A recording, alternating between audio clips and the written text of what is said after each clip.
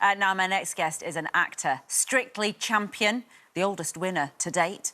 And, of course, one of the nation's best-loved comedians. Bill Bailey will be continuing his tour later this year in Australia and back in the UK. But in the meantime, he's actually fronting a new campaign for a group of charities, which is all about getting the nation moving. Yeah. Good morning to you. Good morning, Rambi. I feel like we should be doing this walking or on a treadmill or something. That's right, yes. But this is actually about sitting on the sofa and how you can keep moving. What is it all about? Because you are a very active man. Yeah, that's it. Well, basically, it's the campaign's called We Are Undefeatable, and it's about encouraging people who are living with long-term health conditions to get active. And for those people living with those conditions, sometimes it's a bit of a challenge to try and to be active and to get up and, you know, get moving. And so this campaign is very much aimed at them. I mean, there's about, I think it's 16 million people in the UK currently living with a long-term health condition. So it's great. It's very important. And that's why I wanted to get involved. This is the second year I've been involved with them.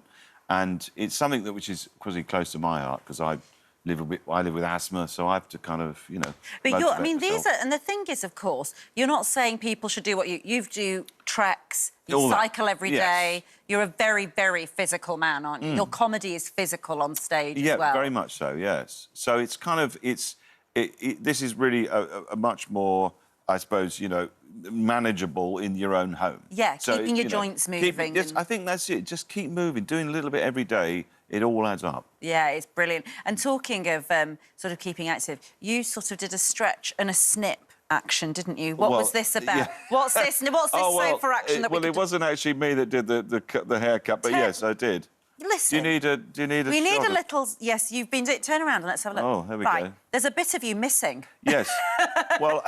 The very famous ponytail. That's right. I mean, it was quite a moment when I had it cut off, I have to say.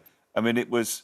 I did go to the barbers and I said to him, look, this is quite a big deal for me because it's kind of like my trademark. It is. And you know, and I've had it now for many, many years. And he was like sitting there basically and he went, yeah, whatever, mate. And just kind of...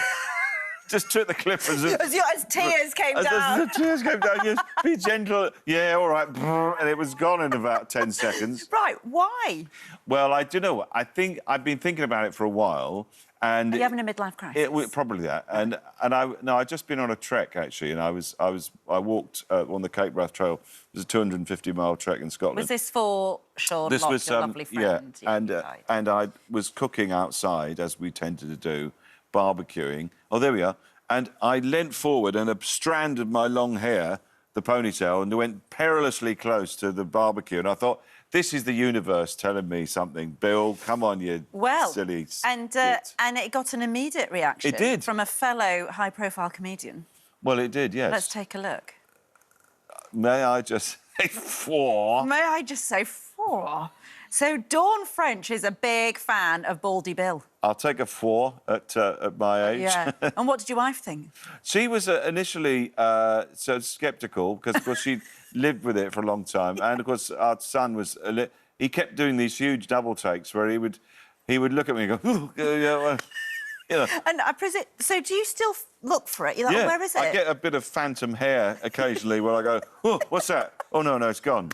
So that's a bit alarming. And your shower times, I mean, you're in and out the shower these days. Not that I know about your showering habits. I mean, we were close on Strictly. Yes, we were in the same year. Doctor, but it's transformed my life. Transformed you.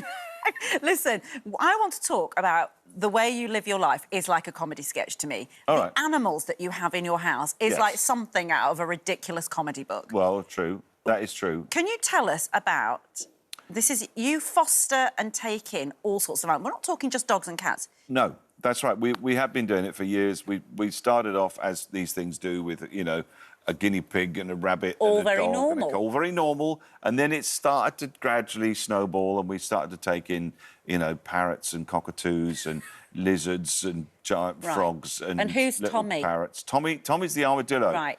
Now, we've got a photo. I've got a photo of Tommy on my phone and this is... Yeah, let's not look at your password as you Don't look at my password, right? This could, I mean, all manner of things go. Oh, there he is. That's Tommy there. I don't know if you can see Tommy. There. Oh, so this look is at him. Tommy, your armadillo. Tommy the armadillo, yeah. And Why he's has he come to... It's actually quite an interesting story. It is. He's a three-banded armadillo, and he was a bit of a rescue case, really.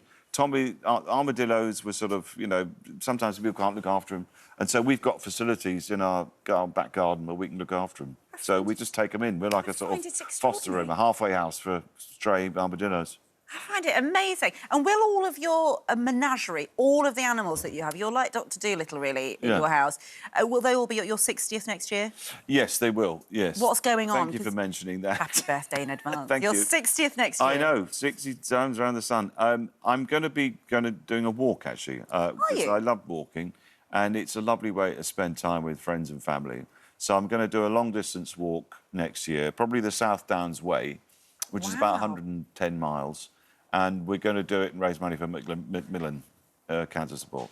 So it's kind of like it's a way to meet old friends and chat. What a gorgeous thing to do, and it's sort of full circle to why you're here in the first place, talking about keeping moving and all of that. And you've got a book coming out about all your animals as well, haven't you? That's right. It's called, well, it's a nod to Gerald Durrell's book, My Family and Other Animals. This is My Animals and Other Animals. Because they are... Because they are sort of pretty much their family, yeah. And it's a real tale of all the animals that we've looked after and all the encounters I've had with animals over the years.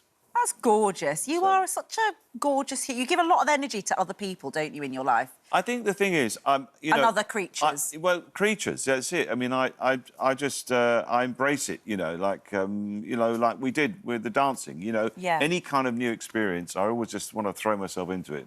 And I don't know whether Toy Wilcox will beat you to it, but you are still the oldest ever winner of Strictly. That's right. Which is a great... Well, it is some sort of accolade, yeah. I don't know how long it might last. You inspired a nation, Bill Bailey. I hope so. You did. Thank you so much. And love to Tommy the armadillo. Thanks. Yeah, lovely.